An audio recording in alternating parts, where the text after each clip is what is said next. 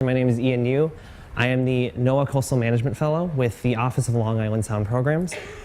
And I'm going to be just talking briefly about my fellowship project. I'm still relatively just into the beginning of my fellowship project. I started in August. The project's title is called Seawall Compensation Regulatory Options Development, which was abbreviated into SCROD. And just to give you a general overview of my project before I go into the specifics, if I were to just, using just regular everyday words, describe what I would do, what my project entails, it's essentially taking something that's already within Connecticut statutes and implementing it into a methodology or a program that can then be put into effect in in Connecticut's regulatory and permit program.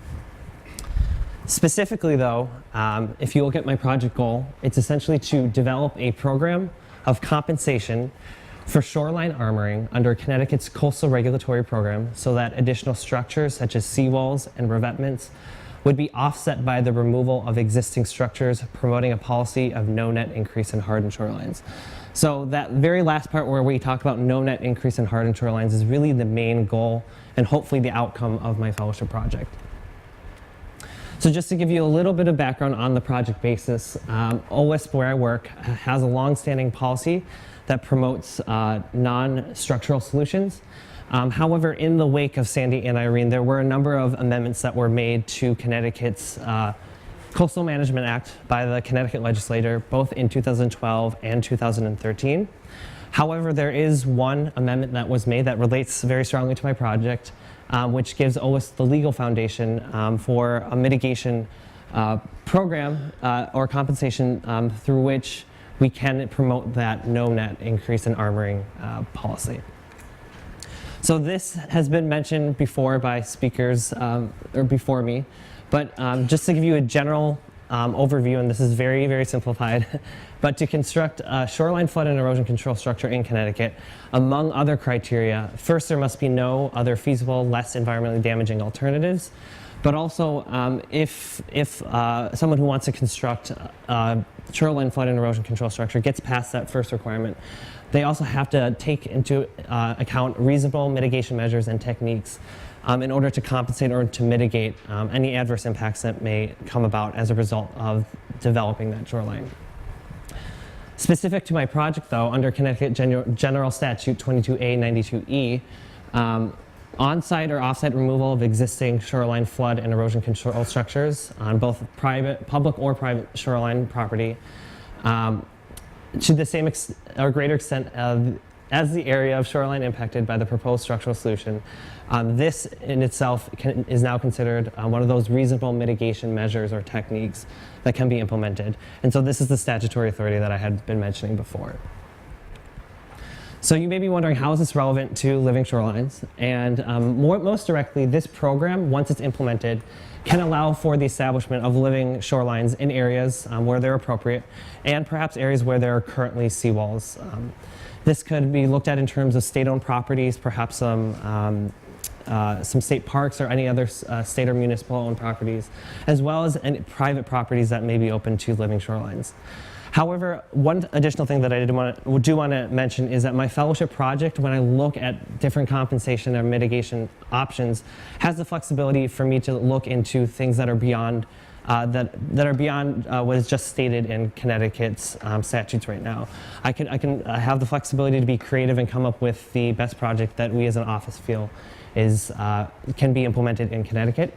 So there is the possibility of a living shorelines aspect being implemented and integrated into any kind of mitigation or compensation approach. So just I wanted to give you some ideas of what I've been doing so far since August with my project.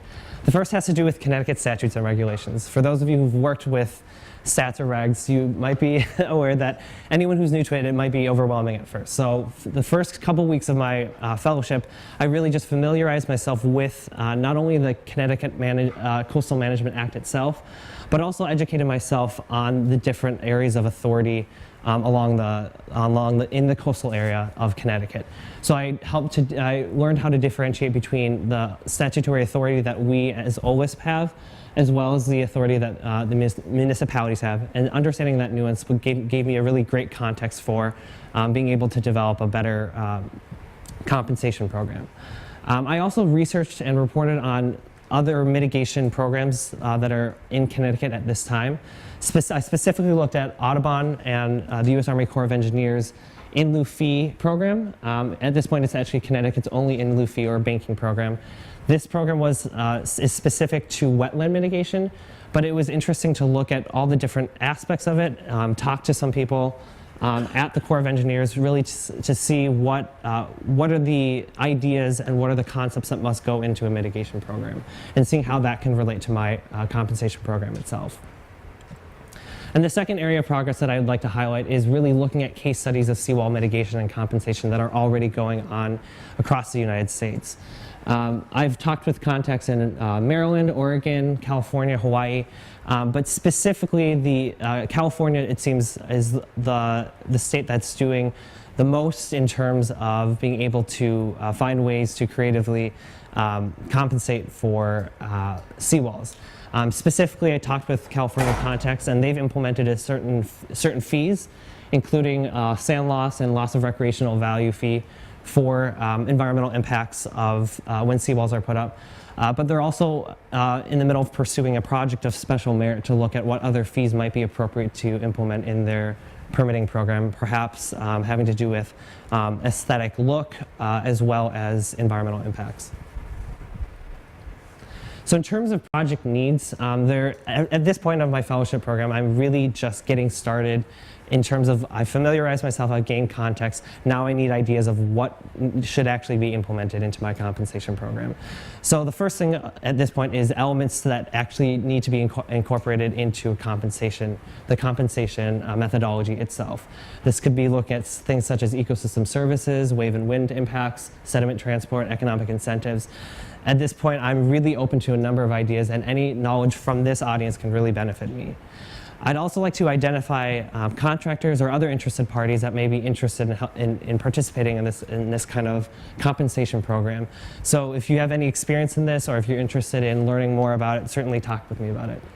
And anyone who's gone through any kind of research process knows that you don't really know what you don't know when you're just jumping into something that's brand new. So any considerations that I have not even mentioned here, any ideas, again, please talk to me and let me know. So here's my contact information. Please feel free to keep in touch with me. Let me know any ideas you have, and I'd be more than grateful to speak and do the same. Thank you.